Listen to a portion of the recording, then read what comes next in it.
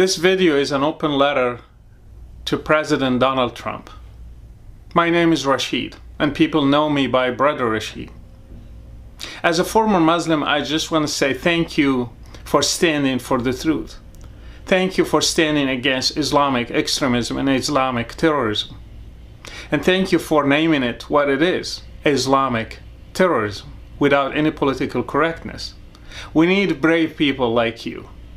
So thank you again for doing that. Thank you also for standing against Qatar. Qatar is a big player for Islamic extremism and Islamic terrorism, especially through their media arm, Al Jazeera.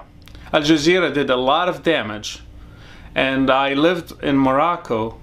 I lived enough to see how much damage Al Jazeera did. Al Jazeera was promoting hatred toward the West, especially toward United States. Al Jazeera is still doing that until today. So thank you for standing against Qatar.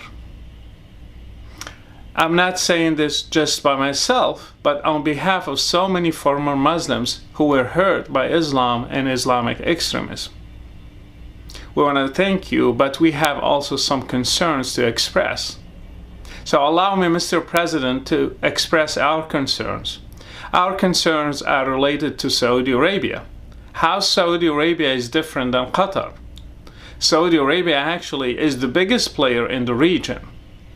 Saudi Arabia promoted Islamic extremism and Islamic terrorism as well, through their educational system, through their books, through their Islamic centers, and they did it everywhere, in the Muslim world, in Europe, in Asia, and even in the United States.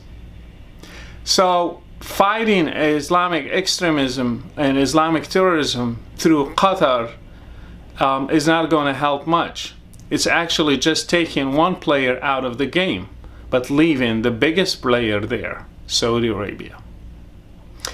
Saudi Arabia is not only promoting hatred and promoting their version of Islam, they are also not allowing any competing ideas, any competing worldviews, any competing religions. Saudi Arabia stands against religious freedom and freedom of speech.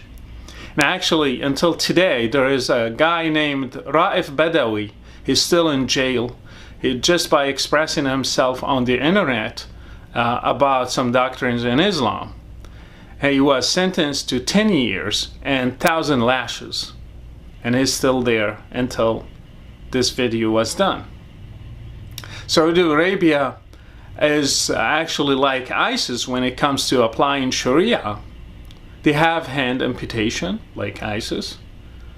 They have lashing people in front of publicly like ISIS. And they have crucifixions like ISIS. So taking Qatar and leaving Saudi Arabia just puzzled us. Why Saudi Arabia is not questioned about their practices and promoting extremism everywhere. We need to actually promote and advocate for religious freedom and freedom of speech, because without doing that, we are not going to beat terrorism and Islamic extremism. Without any ideas competing and any worldviews competing, we are just pouring the water in the sand, as we say. Saudi Arabia is not allowing any of that. And not just Saudi Arabia, actually so many Muslim countries, people like me are facing death when we leave Islam, because the texts say so. The texts say whoever left his religion, kill him. That's a hadith, an authentic hadith. So there is no way to beat Islamic extremism without addressing it in its roots. And that's another point we want to raise in this video. How come we want to fight Islamic terrorism and we are fighting just the symptoms? We are not fighting the root. The root is in the text.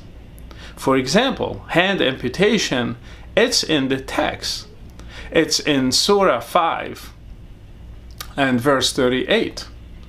Crucifixion, and it's in Surah 5 actually, verse 33. lashing people is in Surat 24, verse 2. And so on. Jihad in so many verses and so many surahs. And without addressing those issues from the root, we are doing nothing actually. We are just fighting the symptoms and not killing the actual cause.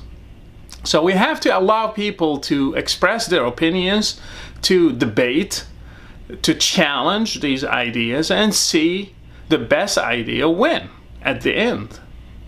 Religious freedom is the main thing actually we need to advocate for.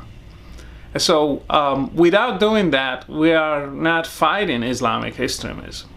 We're just slowing it down somehow. So again, Mr. President, on behalf of so many former Muslims, actually thousands are leaving Islam and choosing different paths. Some of us choose to be Christians, some of us choose to be atheists, some of us choose to be agnostics, some of us took other paths. But all of us, we had the same fight. We fought for our freedoms. We fought for having the right to choose whatever we want for our lives. And by doing so, we paid a big price. Some of us were killed.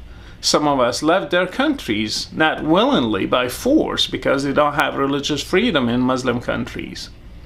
And some of us still there, silenced or in jail, paying a big price for doing so, for leaving Islam or expressing their opinions. So on behalf of these people, I'm asking you, Mr. President, to stand for religious freedom and freedom of speech.